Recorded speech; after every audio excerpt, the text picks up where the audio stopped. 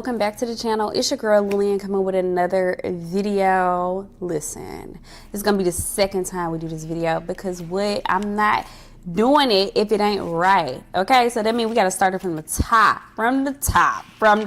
Okay, listen, if you are watching the replay, I will have timestamps because I know I am long-winded. Okay, I am using my notes. I have a timeline, and the first time I recorded this, I did not have somebody on here on my slideshow, and I just can't do it without, I got to have it on there, okay? So I got my lights turned up, everything should be good, I got water, everything should be good.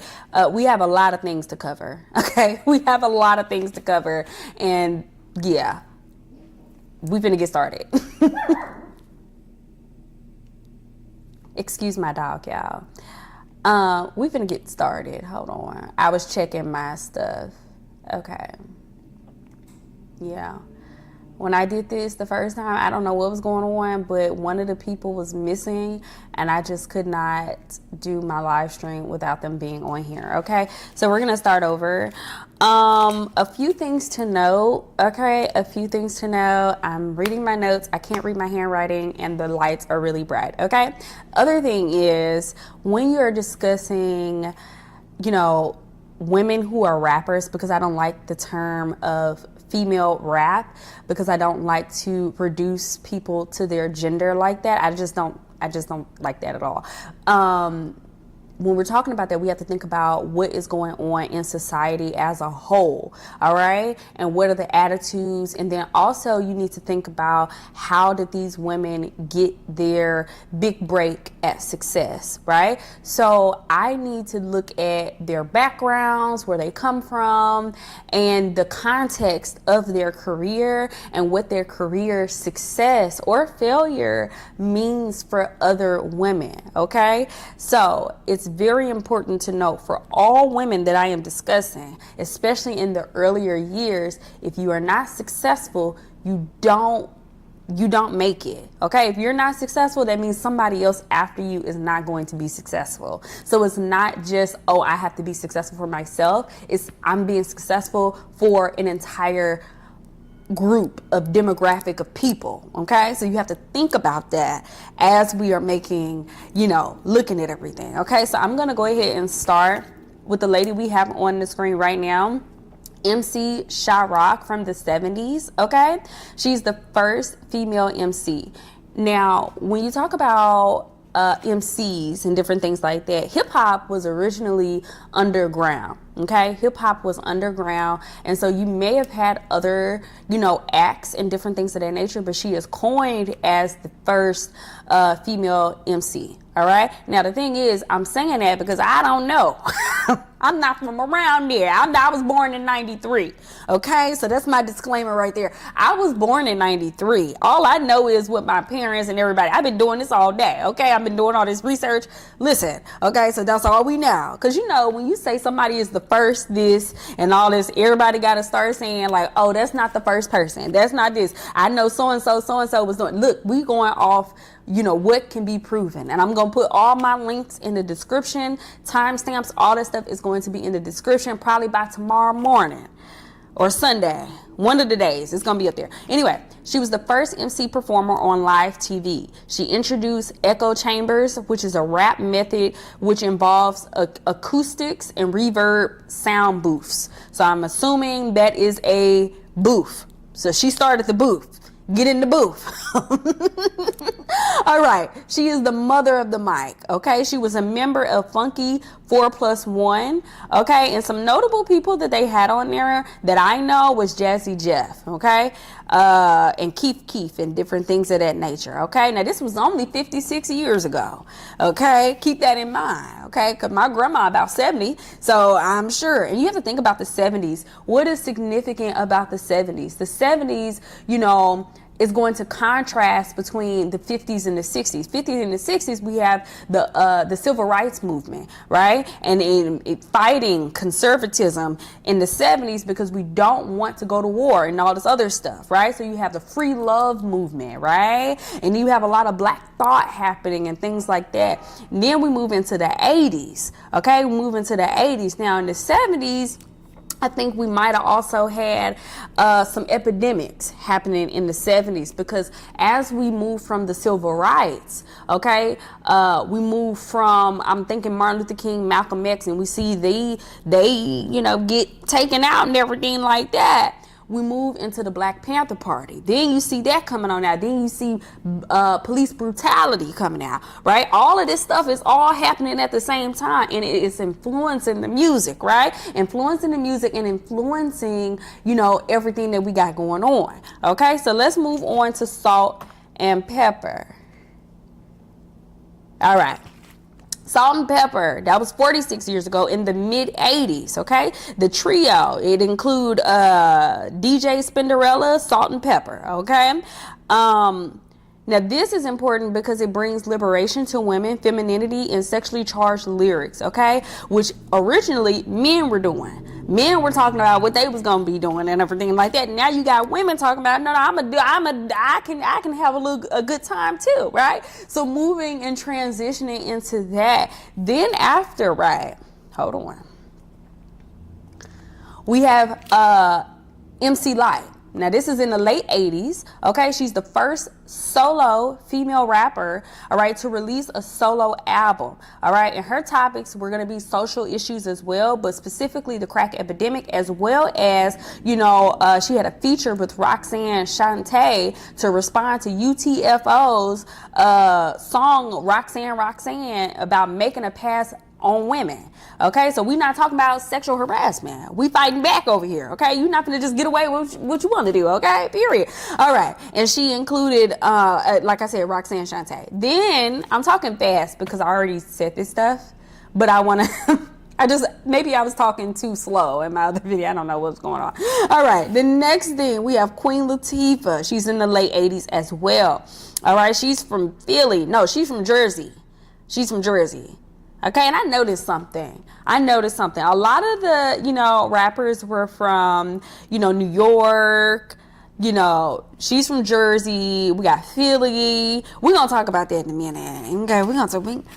All right, so she started beatboxing, okay, for a hip-hop Ladies Fresh, okay? She was the original member of the Flavor Unit, okay, and they were grouped by DJ King Gemini, okay? That's important.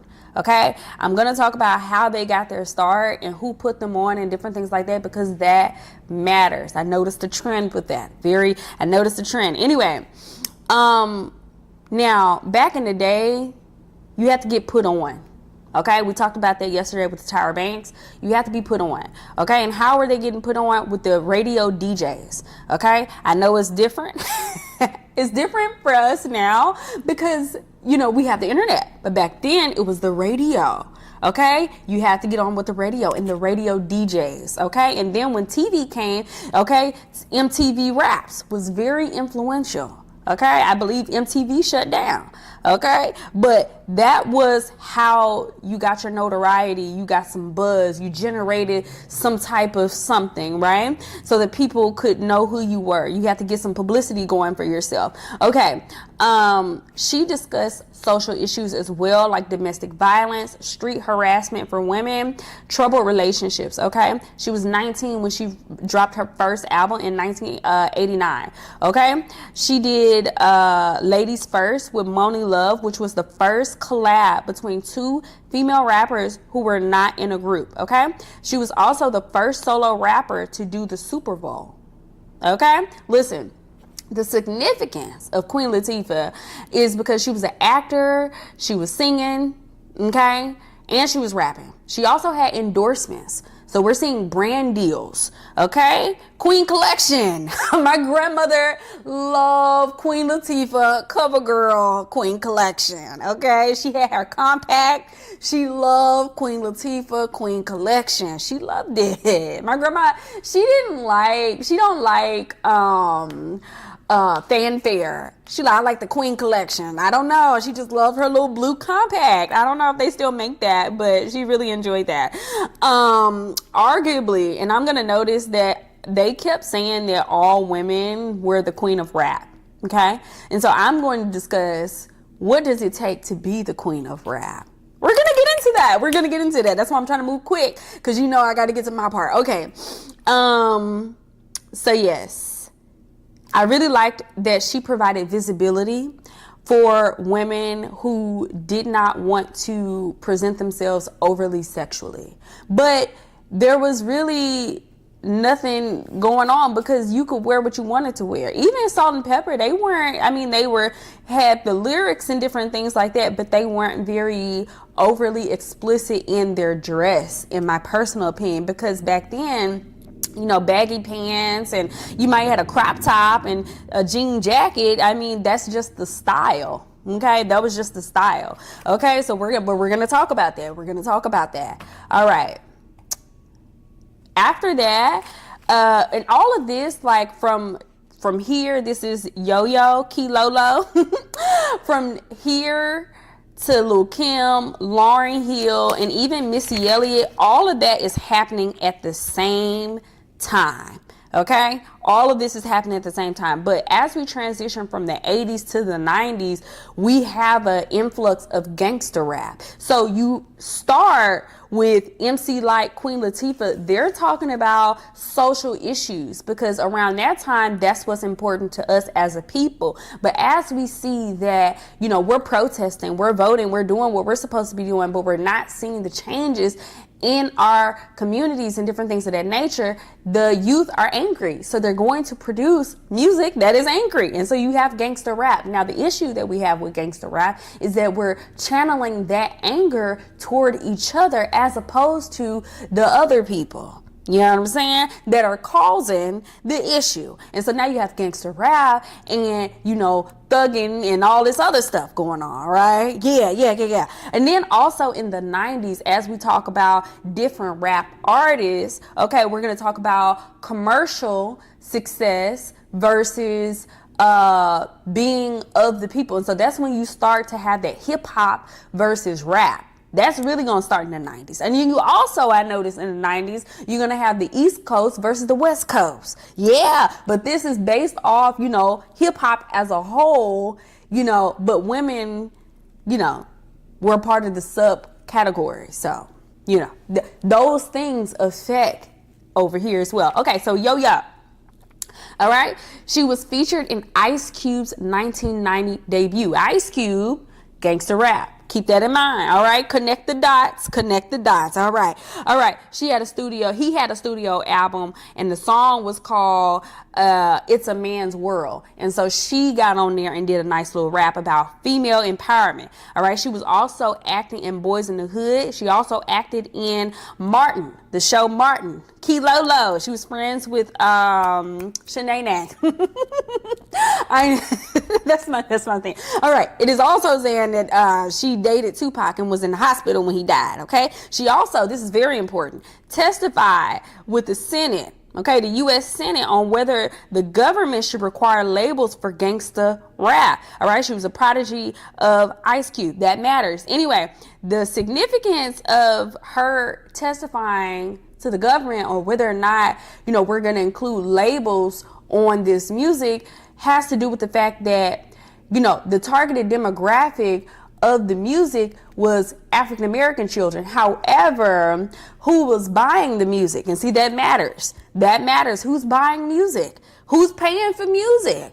Okay, who's selling out? Who's going to concerts? Who's doing all of these different things? And so now we have a different demographic that we're selling to. Okay, and if we're selling to this targeted demographic, then we want to put labels. Okay, because you still have conservatism going on based off these older generations. So I don't want my child listening to, I don't want them listening to that. Okay, I didn't know it had all that in there. Okay, no, you need to put some labels on that. You need to let me know that this is bad music or whatever. And not saying that it's bad music or anything like that, but cursing, violence, all of that stuff. It's like, I don't know if I want my child. I need to know. I don't know what this is. Okay, all right. That's really what it is, because nobody cared whether or not, you know, African American children were listening to it. It's only a matter of if other people are listening to it, then we need to seek to control and have some type of disclaimer. Okay. They ain't got nothing to do with me. Moving on. Let's talk about Lil Kim. But that is something for you to think about. Because, why does that matter?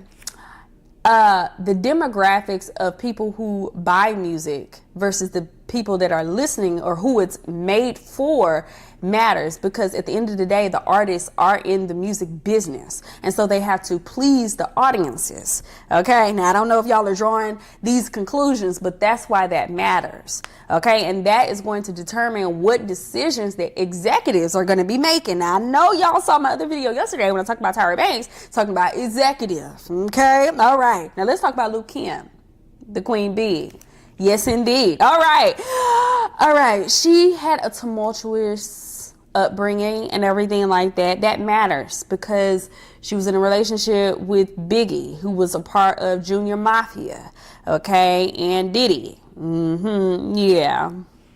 Okay, now, this is none of my business, and this is all hearsay, okay? He said, she said, it is rumor that Biggie was writing and ghostwriting a lot of Junior Mafia's material. That ain't got nothing to do with me, though. That ain't got nothing, you know what I'm saying? That ain't got nothing to do with me. But what I'm saying is, okay, all right, and I feel like he was very influential in her career. Something that I think I saw a clip on and different things of that nature. It was some type of a documentary where Lil Kim was preggers, okay? She was getting ready to drop a load, okay? And it was his baby, right? And the advice was given for her not to have a child because they don't think that would have been good for her career. So right there, we're seeing that women have to make the sacrifice of motherhood versus success, okay? Motherhood versus success. Hardcore, her album was very sexually charged. So it's just kind of like, they're looking at it from a marketing, branding standpoint. Like, what does it look like for you to be a mom? I know you want this love story, but, it's not giving sex goddess. Okay. That's what we're marketing. Okay? And also, Lil Kim will be the first female rapper to go ahead and be a little more, leaving a little less, all right, to the imagination, okay? Being able to wear whatever you want. We noticed that in the 90s and especially in the 2000s, the fashions were top tier. In fact, so top tier. She was getting brand deals, and she paved the way for, black women, period, to have and be a part of, these different luxury designer houses and different things of that nature, wearing the different luxury designs and different things of that nature. Name brand. I'm not saying name brand like we didn't have Gucci and stuff like that, but she was out here wearing, Fendi, Chanel, a little Prada. She was doing some things. Okay. All right. And I feel like she influenced that. Okay. She was influenced that. She was able to, do things that, was unheard of. She was a cultural impact. Okay, she was a cultural impact, doing things different from just, being a rapper. She was turning into a personality, and she was getting like all these different things. Now, what happened to her career?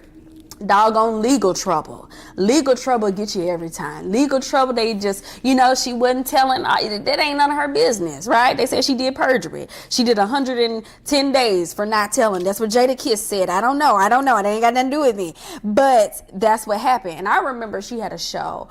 It was like 100 days before lockdown. And I feel like after that, after her days were up, she tried to revamp and come out with more music and different things of that nature, but I don't feel like, I'm gonna be honest. Can I just say, I don't feel like, Diddy looked out for her the way he should have, okay? Because there should have been a rollout of what are we gonna do, following this. We're gonna do this, this, and this.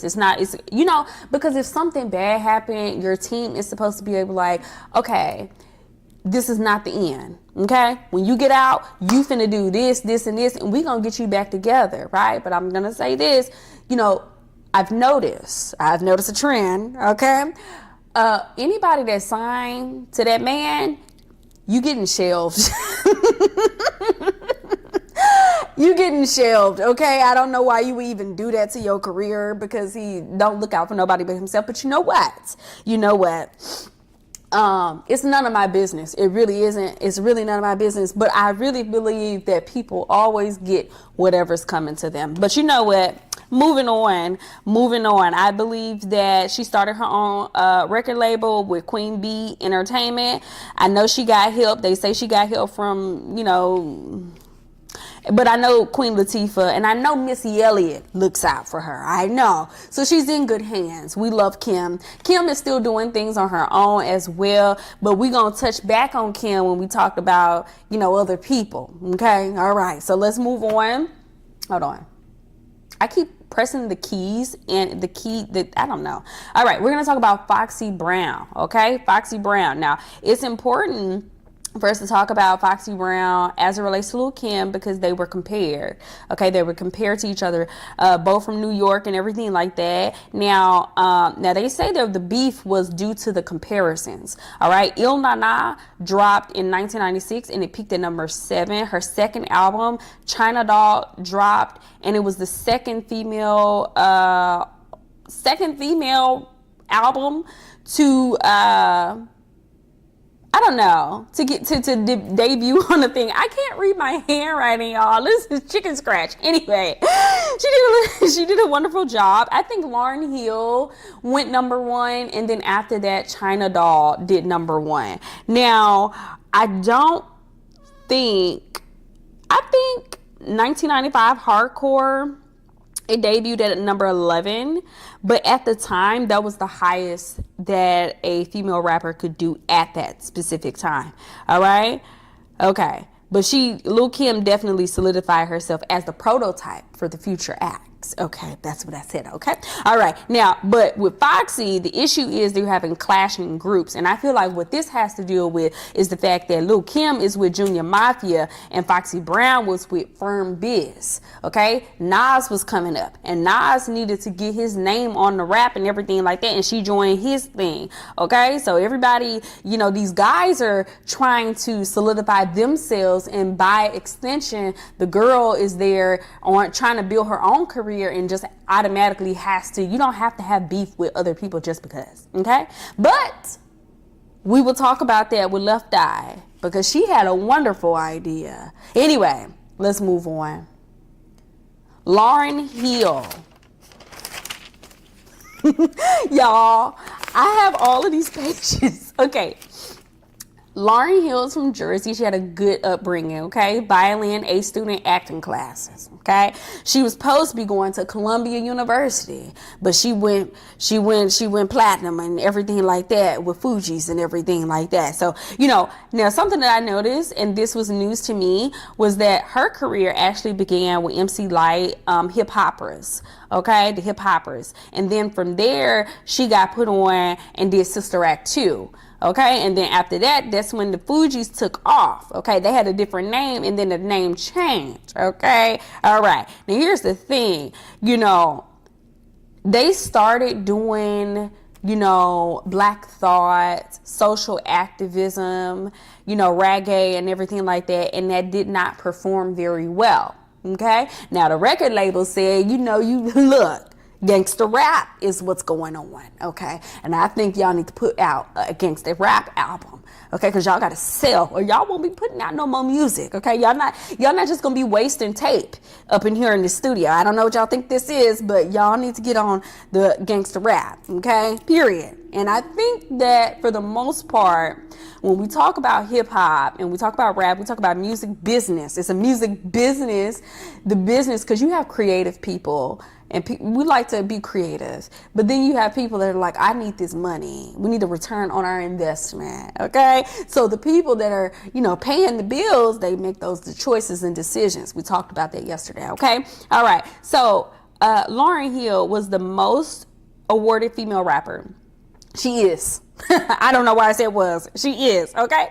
She is the first female rapper to win Best Rap Album and Best New Artist. First hip-hop album to win Album of the Year. 5 awards in a single night, setting the Guinness World Record. Also, in 2000, she produced the Album of the Year for Santana. Okay? And he got Album of the Year, so that means she got 2 consecutive Album of the Year awards. Okay? All right? Yes. Now there was beef, a little bit of beef between her and Wyclef because he didn't want her to go solo, and they were dating a little bit. You know what I'm saying? Yeah. You know, but that's none of our business. None of our business. And I really like her album, The Miseducation of Lauryn Hill. Mind you, she only put out one because when you're that good. Woo, when you're that good, you only need to do it one time, okay? See, for people like me, I have to go back and do stuff extra, okay? Moving on. The Miseducation of Lauryn Hill. This is important for the children coming up. Miseducation of Lauryn Hill. The title is inspired by Carter G. Woodson, The Miseducation of the Negro, okay? And she is discussing real self-love, identity outside of school and society, okay? Right. Go ahead, you know, and also, especially like that song, Doo-Wop, it is critiquing everybody, the Black community at that specific time. You know what I mean? And it's social topics, you know, things that impact the community. Okay, now I want to keep that in mind as what they're talking about specifically, because when we talk about what does it take to be queen, there seems to be different rubrics, okay, of determining who is going to be the queen of rap. Okay, so let's just keep going. Okay, follow me. Let's follow me down to Missy Elliott. Okay. Follow me if you will. Okay, Missy Elliott is from Virginia, okay, church choir, okay, she witnessed the resiliency of her mother, okay, in 1988, she was in a girl group called Phase. Is it Phase or Phase? I don't know, okay, and she was neighborhood friends with Timbaland. Okay, and so they were friends. They knew each other and everything like that. Keep that in your pocket when I talk about lessons that we learn from the hip hop acts and different things of that nature. So, they were catching the attention of Devontae Swing from Jodeci. Okay, and then they get into Swing Mob, and Swing Mob was 20 artists living together. I don't know how that works, but they were living together.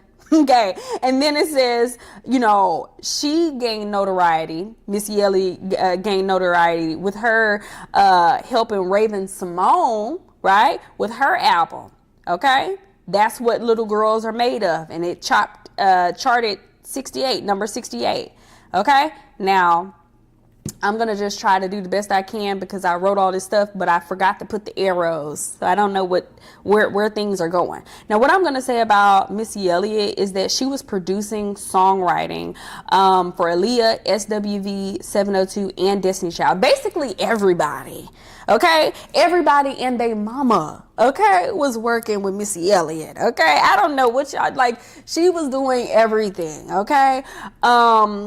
Let me see what else. She signed her own imprint, okay? Her own label, and going solo as opposed to going with Diddy.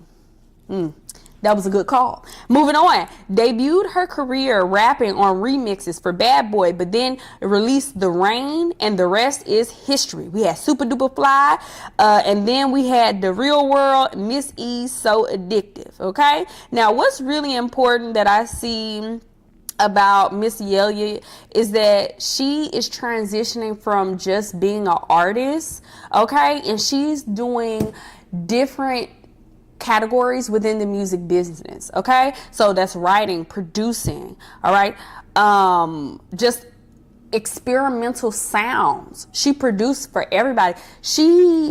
All that time she spent underground, you know, helping other people develop their sound and develop all of these different things.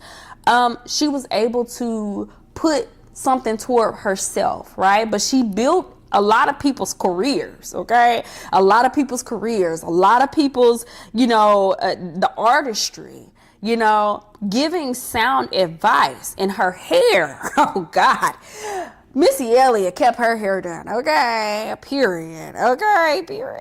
Okay.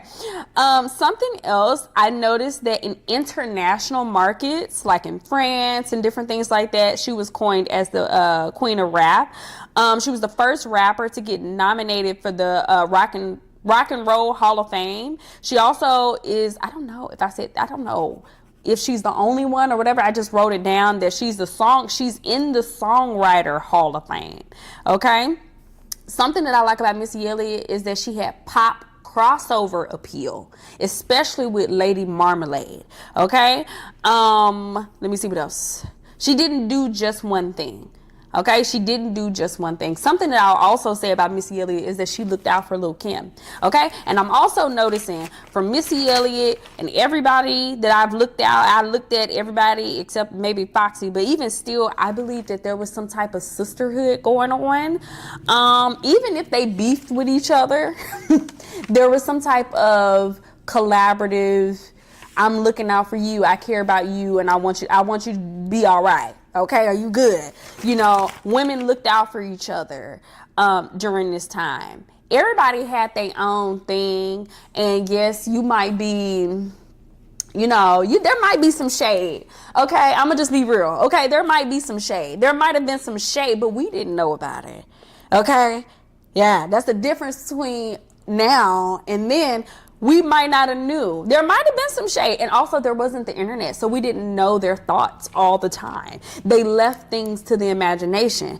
People could speculate in different things, but where's the proof? Where's the proof? They looked out for each other, and they could have a facade of female empowerment and different things of that nature. They could do all of this. And another thing that I noticed is that they took time to develop their craft. Okay, they developed their craft. Okay, Missy is about developing the craft. Okay, learning from, you play your position, and then you get on, and then you know what to do. You know how to play the game, and you don't need a guy. Okay, you don't need a guy to put you on. Put yourself on. All right, but I'm getting ahead of myself because we're not ready to get there. Let's talk about Lisa Left Eye Lopes. Now, even though TLC came out as a group in the 90s, I'm going to talk about her a little bit in the 2000s, and I'm going to talk about why she is significant. She was a little alternative, okay? She was very alternative. Now, she did have extracurricular, Kool-Aid that she liked to drink and everything like that. But she was recovering. But you know what? When you have those different relationships and different things of that nature, you make choices and then you grow up from it. It's all right. And we all go through things like that, but I identify with that because you never know. Sometimes these guys be playing games, okay? Because I remember when she put those sneakers in the tub. That's none of my business. No, none of my business. Anyway, something I will say, she was the creative force, okay, behind TLC, Crazy Sexy Cool. It said that she had more co-writing credits, okay, and she designed the outfits and the overall image of the group. All right, now, as we get to the second album, Fan Mail, they reduced her so much control that she had on the creativity. Now, I wonder if that had to do with the negative publicity that was going on at the time, because she did, there might have been some issues, but okay, yeah, men go through problems all the time. Okay, men go through problems all the time. They be doing stuff crazy in the news and everything like that. But if a woman does it, oh my God, you know what I mean? It's so bad, And I don't really think that is the reason. I don't think that was the reason. Lisa Left Eye Lopes was very skilled, and she understood the media. Yes, she understood the media. And now we're going to start talking about things that we will see being used even today. Okay. And this is something that I noticed. Okay. Now listen to the story. So apparently TLC, they were beefing. The girls were beefing. They were upset with each other. And they felt like Lisa Left Eye Lopes was selfish. Okay. They felt like she was selfish and all this other stuff. Right. And that's because they kept saying, I think they had a song called Creep, and Lisa Left Eye was like, I don't believe in creeping. I want you to just break up and da da da da and all this other stuff. But I feel like she was manufacturing the beef between the two of them, and just creating some drama. She liked to be in the news. A little publicity, like for people to talk about it, right? And so anyway, she said, even though they call her selfish and Lisa only care about herself and all that other stuff, that's what they said. That's what Wikipedia said, okay? Anyway, she said, how about all three of us release an album, a solo album, and see which one does the best, okay? Right? And this is going to fulfill our 3 albums for our contract. Ma'am. Diabolical. And I'm going to talk about why. Because I think there was a documentary that talked about how they went broke due to Pebbles and them. All right. The way she described it made me feel like she understood the mathematical equation of the business. Music industry, music business. She understood the business aspect of it. So she was not relying solely on the music that was being produced. She was doing other things. Like she was doing TV hosting. She was doing all type of stuff. Okay. And she was very abreast on the financial. Okay. She was getting her paperwork together. Okay. And so that's unheard of. That's unheard of, not just for women, but for everybody, okay? Because most people would be happy that they have a deal, period, okay? But she's like, no, honey, we need to fulfill our contracts. We have a contract. You know what I'm saying? Most people are happy that they have a deal and they're just going to live off of the deal. She was like, no, we need to fulfill our contractual obligations. Okay. We need to do what this contract say, and we need to get this done quick, and we need to capitalize off of our publicity. Okay. We need to capitalize. And if we need to start beef, we need to do whatever it takes. And if I need to call you on the phone, I'm gonna call you on the phone. But basically, we need to do what we need to do, so we got bills to pay. You understand what I'm saying? And yeah, that's important. That is very important. She said, Dallas, Austin, you can do all this stuff. And why is this important though, for real? I think that we had another manufacturer beef in 2007. It was Kanye West versus 50 Cent. I remember it. I guess we'll never know. I remember that. Okay, so that lets me know that beef is very profitable. Very profitable, and this is not the first time. And it would have worked. But I feel like when you're in a group and everybody is not on the same page, and some people are listening to different people and different things of that nature and not understanding, you get kind of pigeonholed or whatever. And so, I think it was a good idea. It sounds good to me. Why not? But when you're in a group, it's just kind of like everybody not going to agree with that, She saw a lot of commercial success doing other things. I feel like she was cultural impact as well. She was on Ladies Night with Lil Kim. I love that, and she was branching out, and I feel like she was experimenting with different styles and different sounds as well, but she was another one that was really good with her business financial. Okay. And not only good with the business financial, but borderline, I'm going to outsmart this contract. I signed it, yes, at the time. And I'm going to talk about this as well. A lot of our artists sign contracts when they're in a rock and a hard place. And I'm going to talk about that when I talk about another artist, okay? Because, exploitation. Moving on. Who's next? Evie. All right, she's from Philly. I'm like, who's from Philly? Somebody's from Philly. All right. I love her. She got on with rough, she had a rough life, but she turned her life around. She's doing good. Okay. Anyway, she wanted to sing originally. Okay. She wanted to sing. She was in choirs and a girls group. Okay. But her manager at the time was like, y'all need to do rapping. Okay. All right. You need to do a rap. Okay, and so that's when she started rapping. She signed with Dre, got on with DMX, Rough Riders, and the rest is history.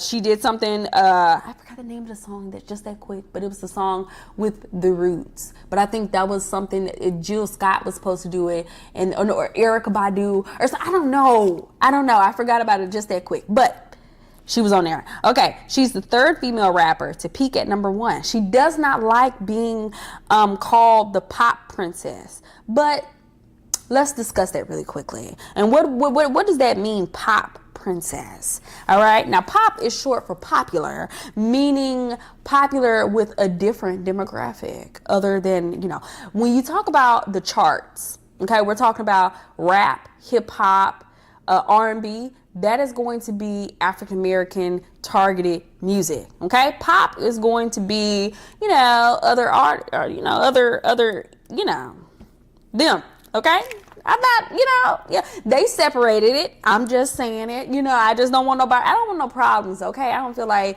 going toe to toe with nobody. But that's basically what it is. Now, when you have a black artist on pop, okay, what does that mean? That means you're primarily putting out music that is more commercial. And then so now we have this differentiation between commercial appeal versus actual hip hop. Okay, that's going to be very, very important because the hip hop roots was all about black thought. It was all about, social vibes, what's going on with the people. Okay, that's what that originally, but then we're moving from things that we care about as a people to commercialization, materialization, and things of that nature. And you see that as we move from underground roots and different things like that to really bad boy. You know what I mean? Because even Tupac, it was gangster rap, but he also had social activism going on as well. But when you talk about Biggie and Diddy and different things like that, it was about I have more rollies and all this other stuff. So that was a big thing. And then you have the East Coast versus West Coast. But you definitely have all these different, problems going on. Okay, all these different this versus this. It wasn't just one thing. It wasn't just East Coast versus West Coast. It was, a renaissance of black thought and different things of that nature versus commercialization, materialism, and I got it, you need to get it, and everything like that. All right, because I see I'm on here for 42 minutes. Okay, I'm sorry. All right, next, after that, we had Trina. Okay, we got Trina, and Trina is important. I'm sorry, I keep doing that. Trina is important. She was in the 2000s. Also in the 2000s, we had a lot of diversity in the 2000s. Before I go back on there, hold on. I wanna honorable mention Lady Rage, Rough and Tough with my Afro Puffs, and then the Brat-Tat-Tat, okay, with Jermaine Dupri, okay, yeah, and she's friends with Mariah Carey. Shout out to Mariah Carey. I love Mariah Carey. Anyway, we had a lot of diversity. We had a lot of different artistry going on with the rap. Okay, Trina is important because she is bringing Southern rap on the map. Okay, she signed on with Trick Daddy, and she was the baddest bee. You ain't got to worry about the queen bee. I'm the baddest bee. You understand what I'm saying? Okay, Trina. She debuted at 33 on Billboard. Significance, again, female rap from the South. Okay, and then some other honorable mentions that I have here is going to be Princess and Diamond from Crime Mob, Nuck If You Buck, okay, Stiletto in the Club, yeah, Gangsta Boo from 3 6 Mafia, rest in peace, China White, she was with Lil Jon and the East Side Boys. We had Magnolia Shorty, right, from New Orleans, yeah, rest in peace, that's my juvie, yes, okay, I do want to talk about, because now we finna get into... Now we're going to get into who's next. Nicki. Listen, I'm going to have timestamps. Video going to be as long as it needs to be for me to get my point across. Okay? All right. Now, 2010s. Now, this is my era. I was born in 93. I grew up in the Y2K. So I grew up in there. So I know about this. But now this is what I know. Okay. I know this here. Okay. But at the same time, I was in middle school and I had a different lens at that specific time versus what I have now. Okay. Now, I did not have time to look at all the beef and everything and really comb through it. Okay, really comb through it with a fine tooth comb. And y'all know I'd like to get all up in here. I really do. It's none of my business though. But I really like to make sure that I'm well researched. And I did the best that I could. Okay, but we have a lot of things to talk about in such a short amount of time. Okay, let me have a glass of water in a little bit. Now, Nicki, Lord, she is in the news, but we finna do the best we can, okay, to get through this. Okay, now, I will say this. When I was looking to see where she was from, I wrote down where everybody was from, okay? On Wikipedia, they have that she is not a citizen of the United States. And I thought that was hilarious. Now, we are not going to talk about politics today, but we might, because I have to get into that because it matters. Okay, raised in New York, gained recognition due to her mixtapes in 2007 and 2009. She went to LaGuardia High School, and after graduation, she was doing a Broadway. Okay, all right. So, very much theater arts, okay? She rapped for Hood Stars, and they had Serafi, La Star, and 7-Up. Sorry, I don't know if okay. And apparently somebody named Bootlegged Lou from Full Force, noticed her, and the rest is history. They said she was doing crazy voices back then. They tried to get a deal for the Hood Stars, but they were unsuccessful, and Nicki went solo. Okay? All right. Now, something that I will notice is that someone named Brian George, probably, I don't know, they were saying that she was broke and hungry. Why is that important? When you sign artists or you find artists who are broke and hungry, easy targets for exploitation. Okay, meaning they will take whatever deal is offered to them. Okay, because they have to choose between whether they're going to have something to eat or, you know what I'm saying? Or this is their big break. Okay, how bad do you really want it? Okay, very bad breeding ground for bad decisions, bad choices. We learned that from TLC, signing things, not understanding the parameters of whatever. Yeah, but I'm going to just keep it. I just want to say that because why would you say that about somebody? You broke and hungry. You know what I mean? For me, it just gives a negative connotation. That's all I'm saying. All right. She was putting music out on MySpace. Okay. All right. And so this would mean this is after Soulja Boy, who did well on YouTube and different things, putting it on social media. And I think all the previous rappers, they were put on by either other rappers, record A&R, record executives, knowing a DJ. Like, that's how you were getting on. Nicki is getting on because she was in a group, okay, and knew somebody. And then she's also, I think, rapping underground. I think that is something that a lot of people in New York and up north, they would do, rapping underground at the clubs and everything like that. But, this is specifically putting things on the internet. And then so somebody named Fendi from Dirty Money, right, finds her, and he changes her name from Mirage to Minaj, which has some different connotation and different things like that. And so now we see how she's going to be marketed. She had her own name, and then they said, we're going to change it because this is going to be your new thing, right? And then from there, she gets signed on to Lil Wayne, and she's on Young Money. Okay, now it says Irv Gotti wanted her to sign, but she countered the offer, and he declined. And I feel like everybody wanted Nicki Minaj. Now, here's the thing. However you feel about her, okay, however you feel about her, during the 2010s, everybody wanted Nicki Minaj on their thing. So much so that she was the first female artist to have seven songs on the chart at the same time. Okay?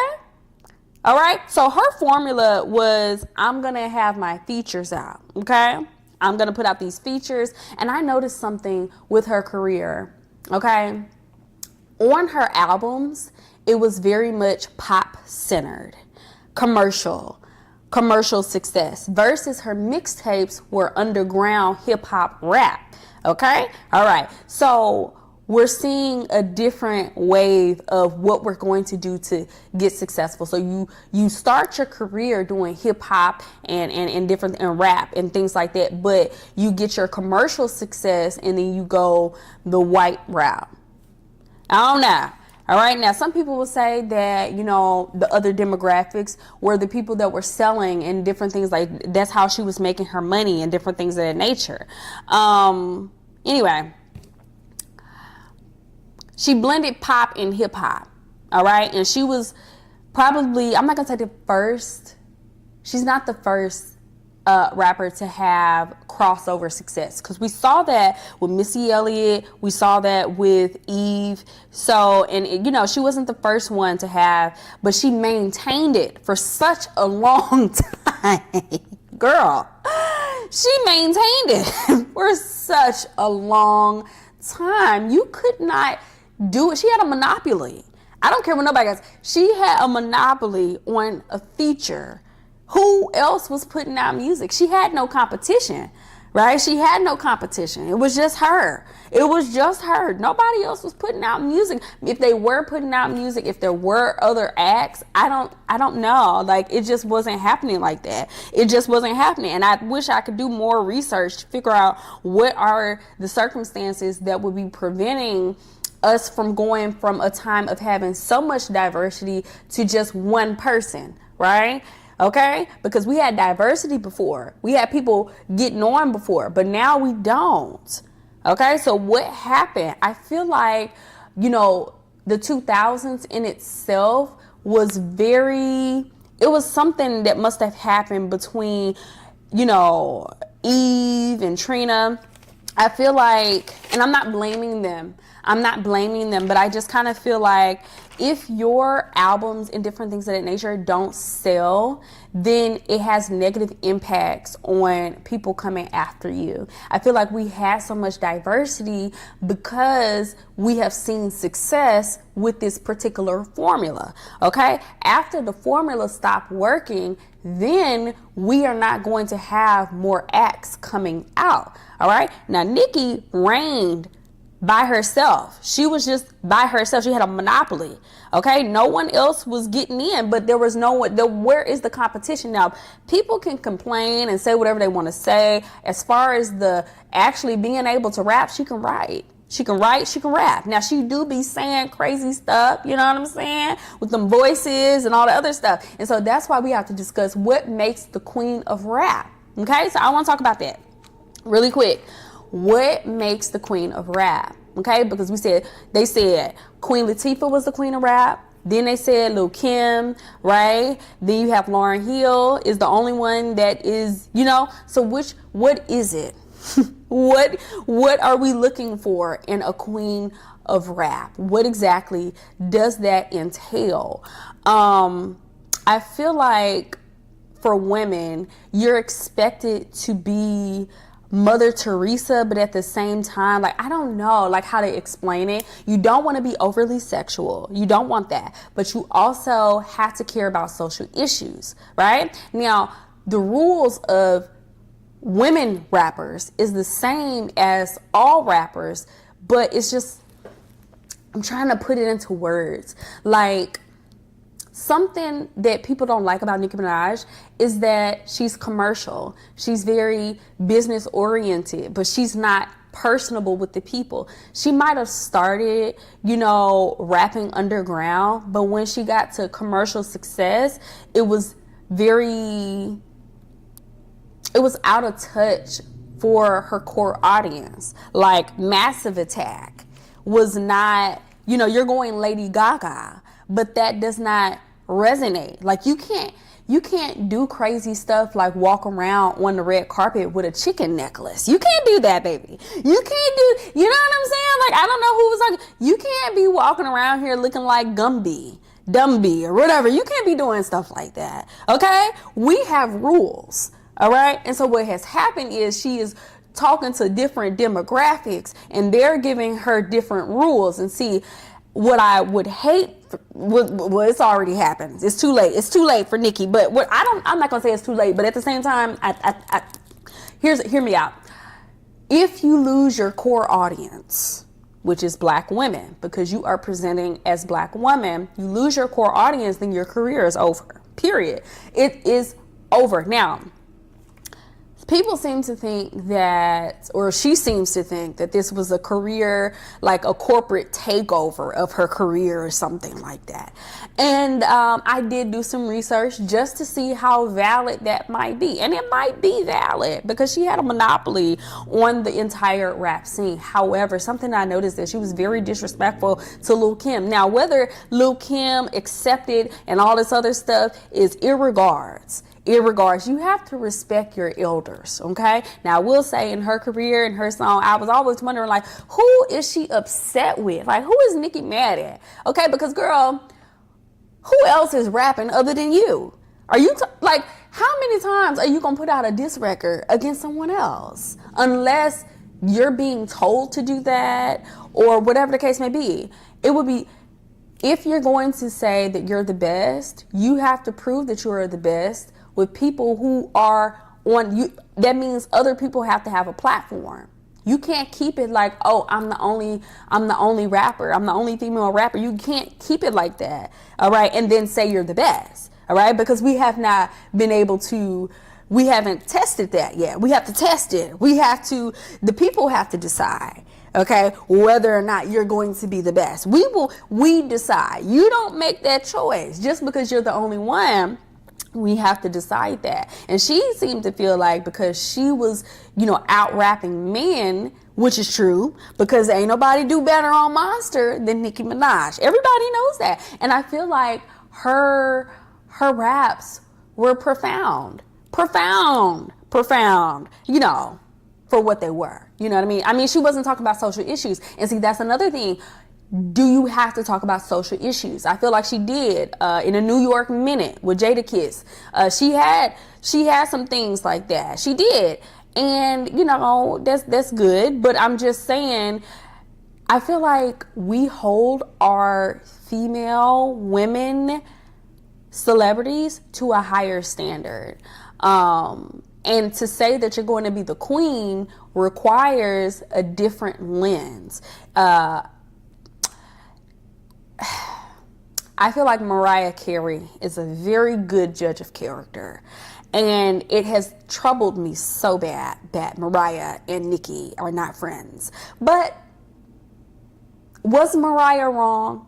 Because Nicki should not have been on America's Idol, right? She wasn't supposed to be on there because, baby, you just started your career, all right? And you doing all this other stuff. Like, this is just, and then also we have to be careful how we get our success and what we do on the way up, because eventually we come down, all right? And we see that we are not afforded the same respect that we should have been given to the people before, right? Now, I'm not saying how many times do she have to kiss the ring? How many times does she have to, look out for Lil Kim and everything like that? Because eventually, like, nobody wants to age out of the thing that they love so much. Like, I am sure Lil Kim is still salty about the fact that she got out of jail and the people that loved her before were paying her dust because she wasn't hot. And now you have this new whippersnapper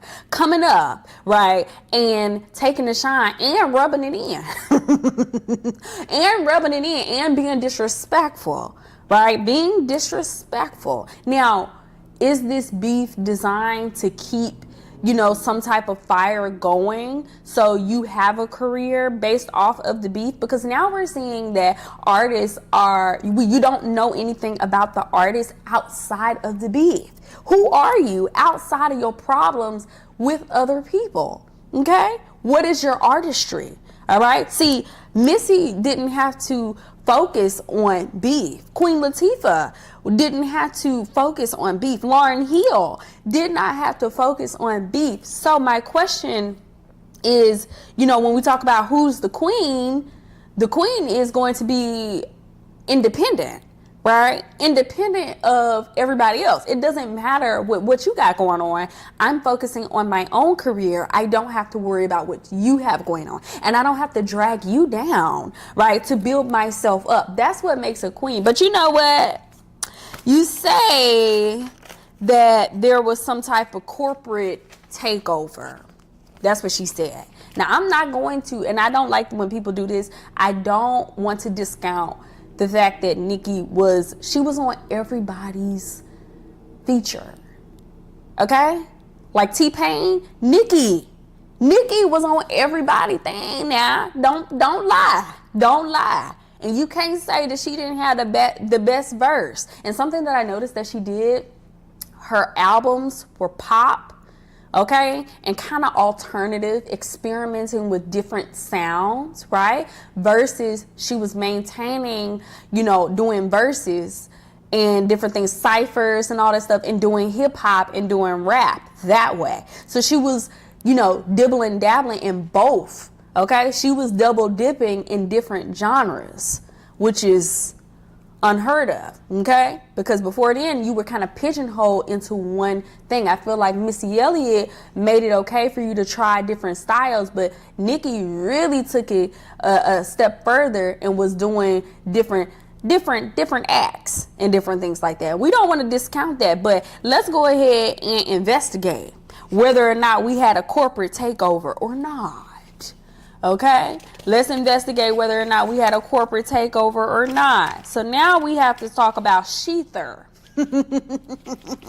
I love Remy Ma. Okay, Remy Ma was with Fat Joe. Okay, Terror Squad. Okay, Lean Back, Conceited. Okay, yeah, it's just something about Remy. Yes, I love Remy Ma. Now, Shether was released in 2017. Okay, with Empire Records or something like that. Okay, now they say it was from a beef in 2007, but I'm gonna be honest with you, I don't think it was that deep. Okay, now something that I found, and I love Cardi B, and I want to give Cardi B her props before I discuss what I'm about to discuss. Now, Cardi B came out 2015 on Love and Hip Hop. She was doing social media before. She's a fellow Libra, and I have a soft spot in my heart for Cardi B. She was doing her mixtapes in late 2017. She signs with Atlantic Records. She tours with Lil Kim and Remy Ma. June of that year, she does the Summer Jam with Remy Ma. She was brought out by Remy Ma, and she was with Lady Rage, MC Lyte, Young Ma, Lonely Love, Lil Kim, and Queen Latifah. Okay, and Bodak Yellow went #1, first female rapper since Lauryn Hill, and also the first Dominican woman to reach that type of success. Okay, and so we love Cardi B, and so now we're going to do. And we're not discounting her success at all. But we are going to investigate because, I don't know, Nicki seems to think that people are out to get her. And I just want to test the theory. Okay, Nicki is signed with Republic Records. She was signed with Young Money. Now, something that I want y'all to know, which is very telling, is that all women rappers from Nicki Minaj on back were, to get the success, they were put on by a man, and they were associated with some man's group.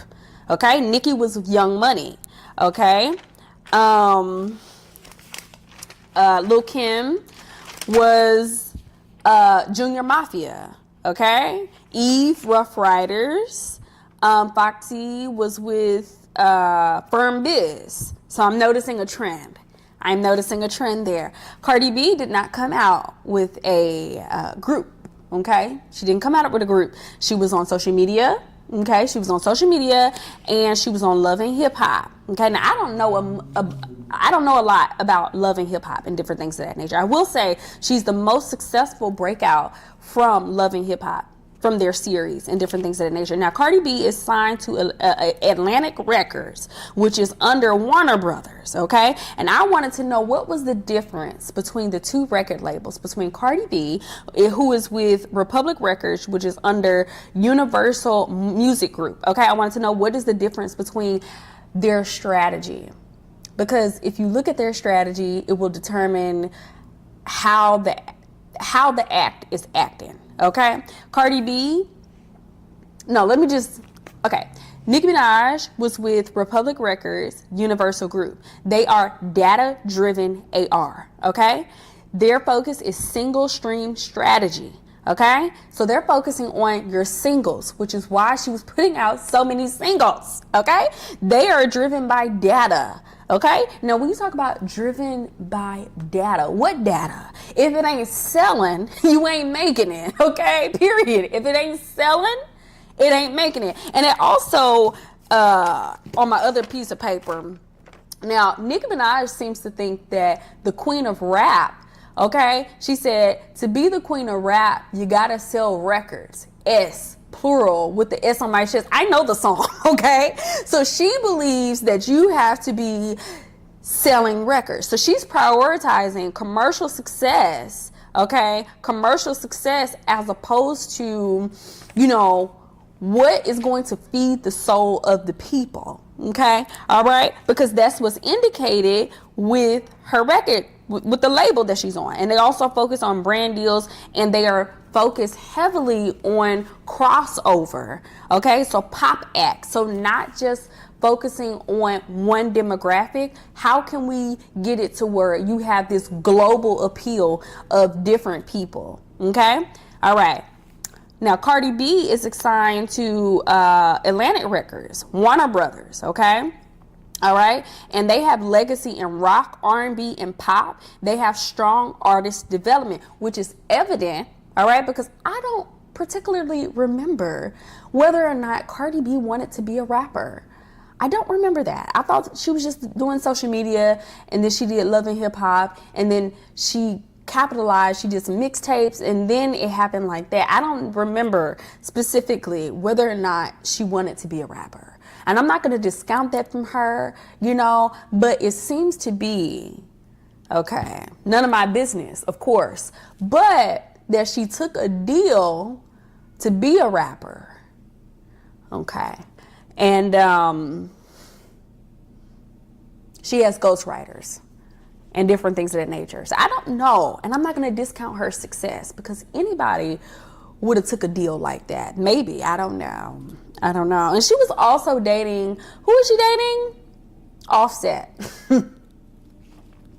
He was, the breadwinner, I'm sure. And then after her success, right? So there was a lot of investment into Cardi B to be successful. However, that would not have been possible without Shether. So you have to take Nicki down. Somebody got to do it. Somebody has to take Nicki down because she has a monopoly on producing rap for women. She does. So it wasn't just Cardi B and Remy Ma and all this other stuff, because without the takedown of Nicki, you wouldn't have other rappers coming in and having so much diversity. Nicki profited and exploited the fact that she was the only one. Okay. And so now we have more competition. Now we have more variety and diversity, more than we've ever had before, especially because we have the internet. And so now we have our own distribution. You can go to SoundCloud, you can go to all these different avenues to find the type of music that you like. Before, it was just, we're only talking about these specific topics, and these specific topics have to do with what's going on in society as a whole. Now we have diversity where we can talk about different things. I feel like people didn't like Nicki Not because of she was being disrespectful, okay? not just because of that, but because what are you rapping about, baby? Okay? Your targeted demographic is not trying to talk to Roman, okay? You know what I mean? And I feel like her success did well with millennials, but old heads like Gen X and before, they wasn't feeling that. Okay, because did you pay your dues? All right, and she was breaking a lot of rules. I've noticed that there were some hip hop rules that she was breaking. Okay, number one, you don't need to be doing all this beef like that for real. Like if you gonna rap, just do your rap. Okay, just do your little rap, say your little rap, but you ain't got to keep mentioning other people in your rap. Okay, all right, you're relying heavily on the beef. Okay, really relying heavily on that. And I don't know if that was all her, but at the same time, I'm noticing that women are headstrong, okay? And especially like to have the stamina, to be able to put out so much music, right? It's none of my business, but you know, how do you have that much energy?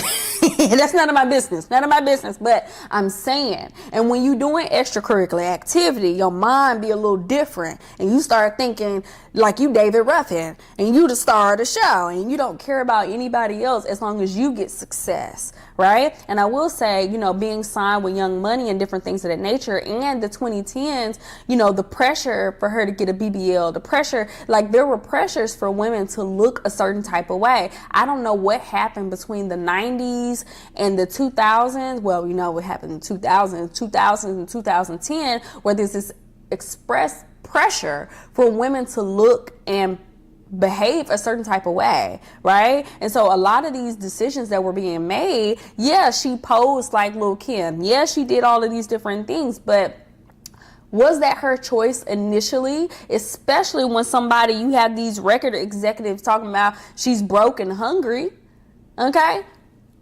What do you mean by that? You know what I'm saying? And also, a lot of times when you talk about these artists getting their big break, they were 18, 19. These people, Queen Latifah had her first album at 19, like they were teenagers. They were teenagers. Lil Kim was like, she wasn't underage or anything, I don't think so, but like they were children.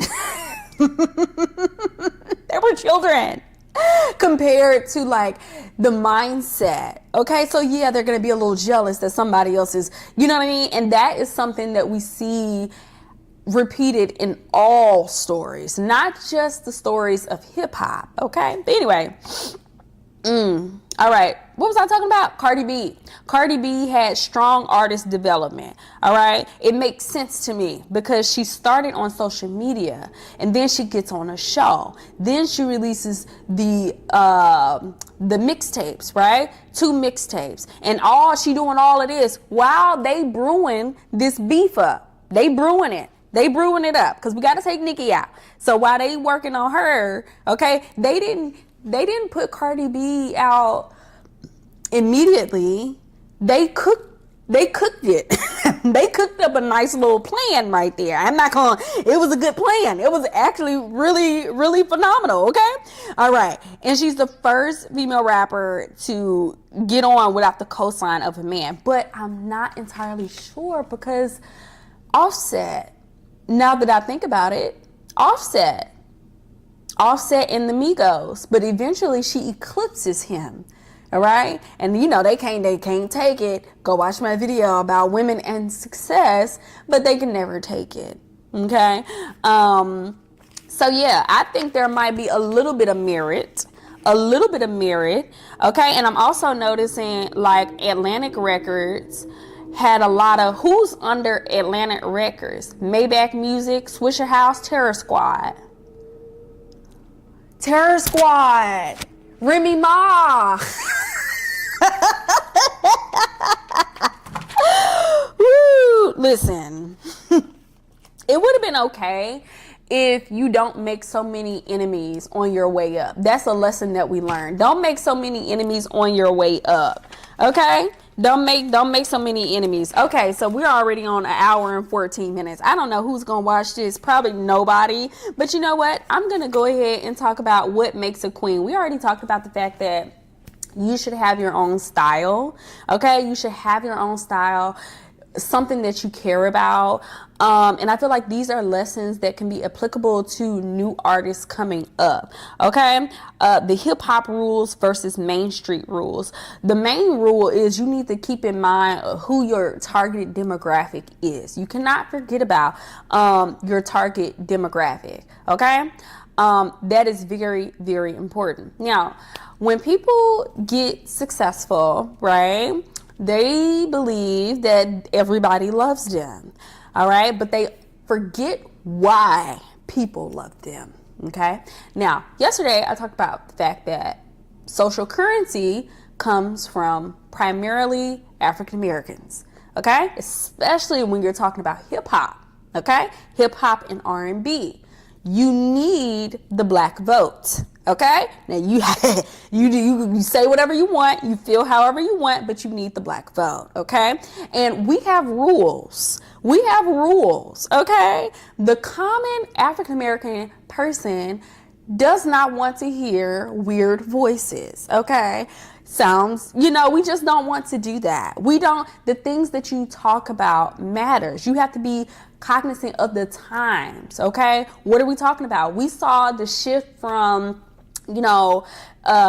gangster rap, political thought, conscious, all of that is going on. Then for women, it's like we don't want to deal with harassment. We don't want to deal with being just dehumanized. Okay, all right. Colorism was a big one, especially for Lil Wayne, because he was always talking about red bone and everything like that. Like, all of that matters, especially for black women, right? And you can't be saying stuff. And black women, we don't forget nothing now. We ain't gonna forget it. We gonna keep them. We gonna keep the records. We keep the records, okay? We keep it. You never know when you might need a receipt, okay? So we keep the receipts ready for you, okay? All right. So you can't just be out here, listen to these record execs. And so sometimes the record execs and these crews have different and conflicting what's going on with the actual targeted demographic. So there's a difference between what they're pushing versus what we actually want to listen to, right? What are the messages that they want to put out versus what we want to hear? Always been in conflict, okay? And we see that shift, especially with the commercialization, all right, of hip hop. Yeah, because at the end of the day, it's a music business, so they're going to use it. How can we market this? How can we get brand deals? How can we make more money? How can we sell? Because music stops selling, especially with internet. Internet means that we have free access to resources, and that includes music. And so then we see streams going up, okay? I feel like Nicki is the last artist that was just, she came in with albums, and then after, it was somewhere along the lines between her and Cardi and things like that, that it was a focus on streams, and streams are being added. Now, the issue with streams is you could have a stream farm. These numbers can be manipulated, okay? Talk to Drake. They ain't got nothing to do with me. Nothing to do with me, okay? And the issue is they're not making as much money as they used to. And then also, it's just kind of like, how does it make money? How does it make money? And so it's just kind of like people are like confused. The artists are confused. They're like, well, where's the money at? You saying pennies on the dollar. So that's why I keep telling y'all that these artists and these celebrities, because even in Hollywood, they're confused about streaming. They're like, okay, so why aren't we making money from the movies and different things like that? So they're not making the money that they used to, okay? Because consumer behavior has changed with emergent technology. none of my business, but that is a concern. Okay, so that's why I keep saying that the celebrities might not have it like they used to. Okay, which is why they out here endorsing different people and, you know, legal trouble, because, you know, extracurricular activity. And so they girl, that's why I don't be in people's business like that. They got too much going on, for real. Anyway, now you got the new school versus the old school. Old school, you know, it was about talent. It was about talent, okay? And you didn't have to tell people that you had talent. You just had talent. And we see it. We can show you better than we can tell you type energy. Versus new school, you flaunting and all this other stuff, right? And you don't care about the soul of the people. And so over time, we see that in music, the soul diminishes from the music. But I will say, you know, it's not all bad, okay, what's going on right now, because now we have a resurge in diversity in acts, okay? Most notably, I'm gonna say Doechii. I'm gonna say, hopefully I'm saying it right, Megan Thee Stallion. We have Doja Cat. We have all these different things. And so now we can talk about different topics, and it's not just about, you know, social awareness and things like that, which is also important. But we're seeing, you know, topics of mental health. Okay, I know Megan Thee Stallion talked about, you know, mental health and different things, sharing, you know, having anxiety. Like Doechii has a song called Anxiety, and Megan Thee Stallion talked about like depression and different things of that nature. And the thing with Megan Thee Stallion is very important is that, you know, Southern rap, okay, her and I think Glorilla, who's from Memphis, I think, which is really nice. So we're seeing diversity, but because before we didn't have, you know, women rappers coming from everywhere. Now we are getting to see and hear different styles that we wouldn't have normally been able to hear. And we're talking about different topics. But Megan Thee Stallion, something I want to talk about is our love for Black women, because we don't believe Black women. We don't support Black women when it comes down to it, okay? We all know what I'm talking about, all right? And it shouldn't take, you know, all this rah for us to believe Black women. It shouldn't be all of that. And so we see different messages being perpetuated in our own community because you have that misogynoir. All right. Yeah. But I'm not going to talk about that today. Maybe next week.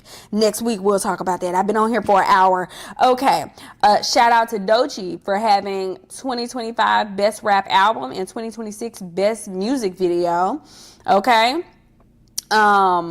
Which is really good. So what are the lessons? Because we've been on here for an hour and 20 minutes. I'm getting a little tired. Okay. Lessons is, okay. Artistry takes time. Okay. Artistry takes time and development. I've noticed, like, it takes time. And then you learn from all the different sides of the business and understanding how the business works when you're signing the contracts. All right. You're reading the contract and you're understanding the contract.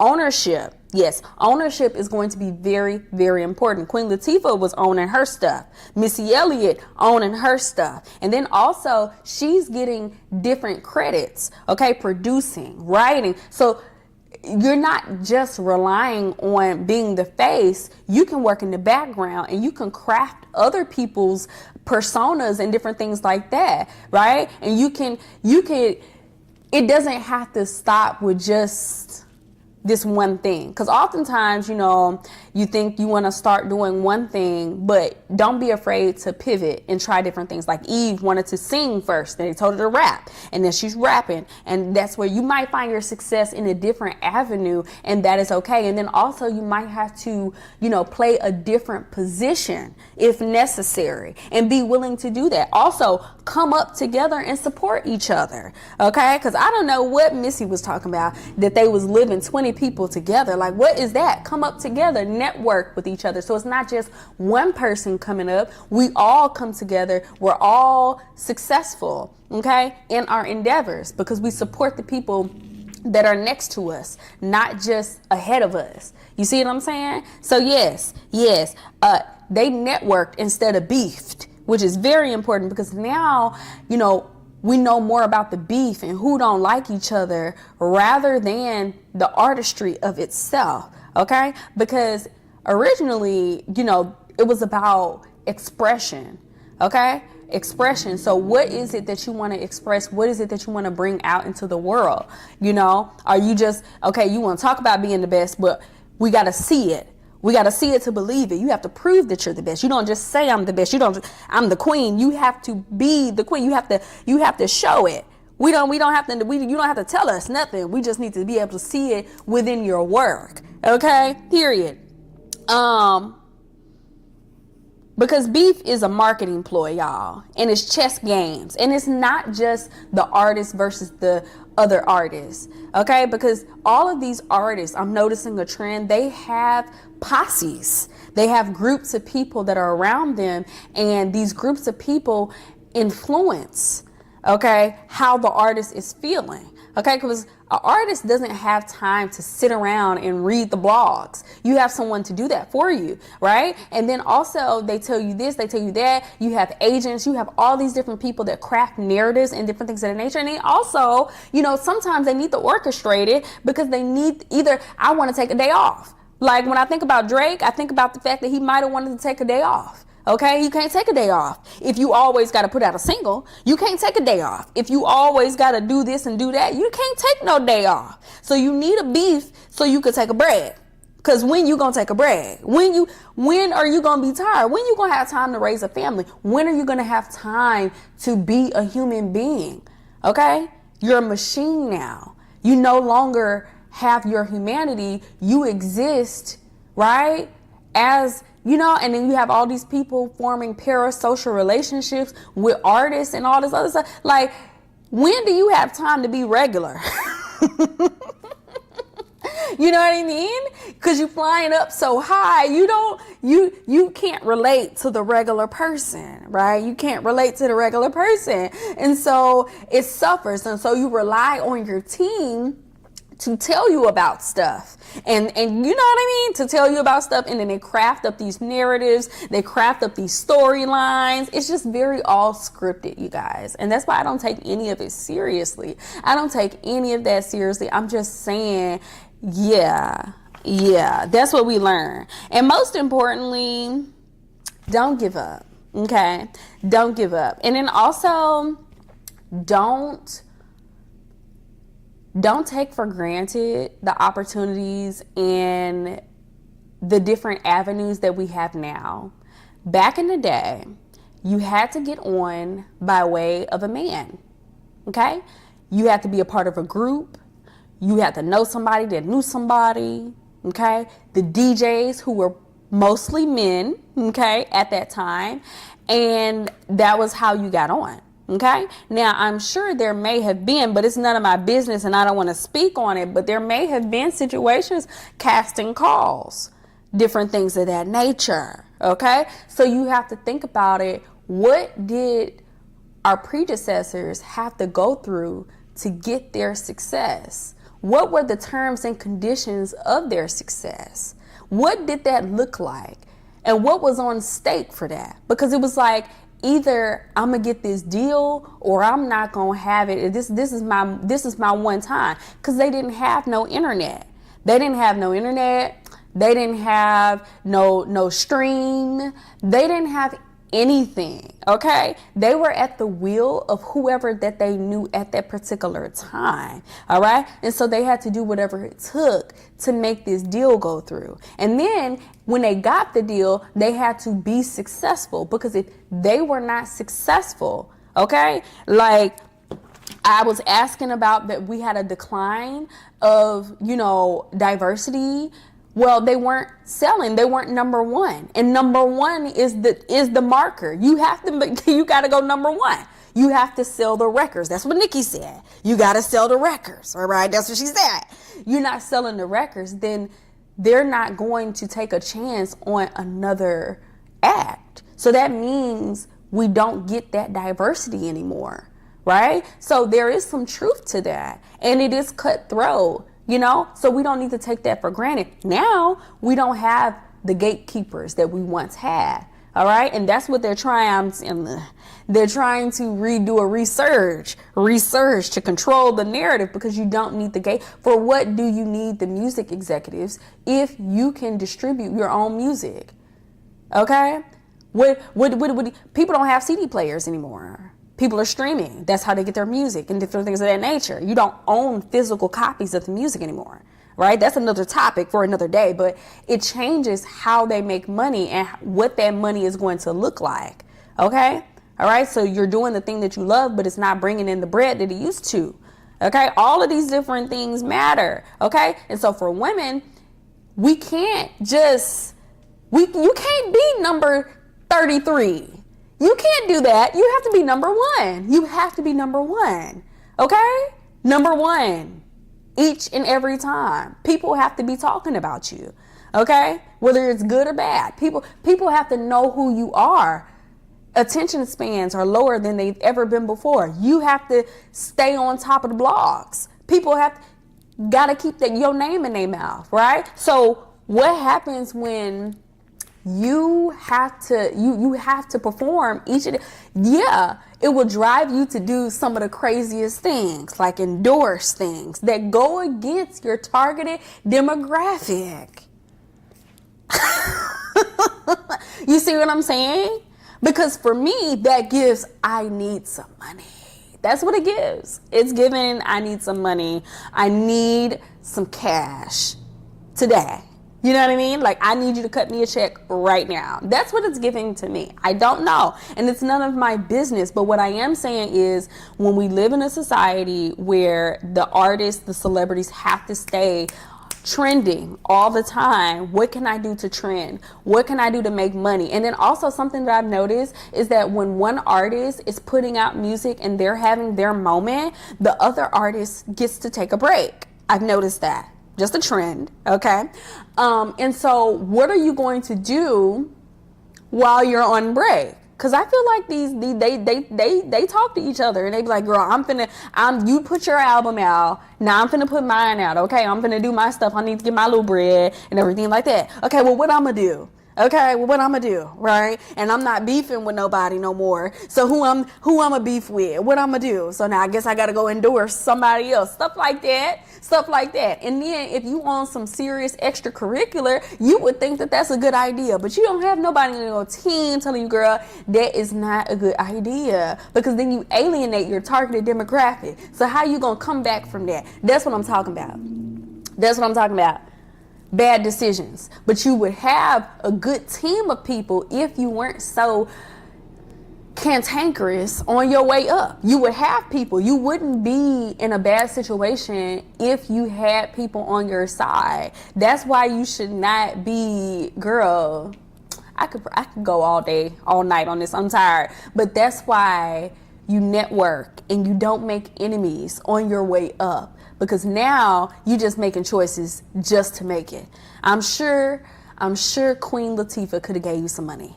I'm sure Missy would have gave you a couple of dollars. Okay, girl. And if you wasn't dating a man that wouldn't, listen, you wouldn't have to go through all of that. If you didn't have, right, that pick me gene going on. See, do I need to talk about the downfall?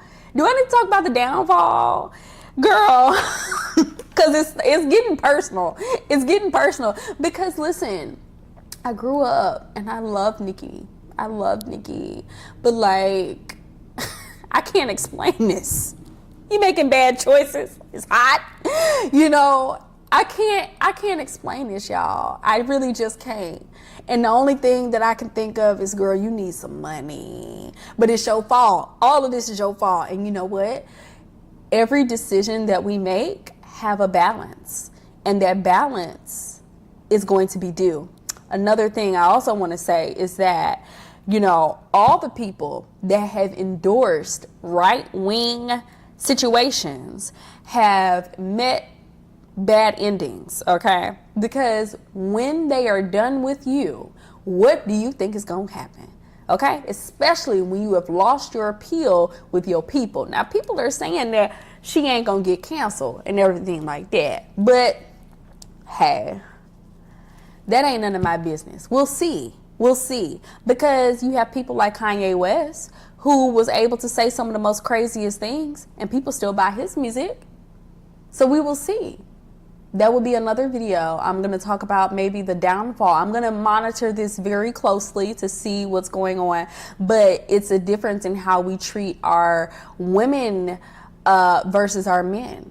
Okay, because we had Chrisette Michele who performed for right-wing vibes and stuff like that. And so it's like, how are we treating her, or how do we treat our women versus our men? Because I believe Nelly performed, Snoop or somebody, they performed for the right wing. So it's just kind of like, you know, it's rules for them, but not, you know.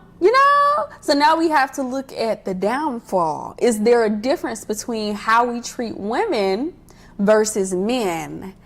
Right. But it doesn't hurt when you are not a good person to people. You're not, you know, you have to be likable for people to forgive you. If you're not likable, you're not going to win. You're not going to win. But I have been on here for 1 hour and 34 minutes. I don't know who's going to watch this, y'all. But I will see you in the next video. Okay, if we have to do a part 2, part 3, we will do that. But I got a little sidetrack. This is my Black History Month video. But let me know your thoughts. Let me know your thoughts. I might have to do a part 2, okay? But I'm tired.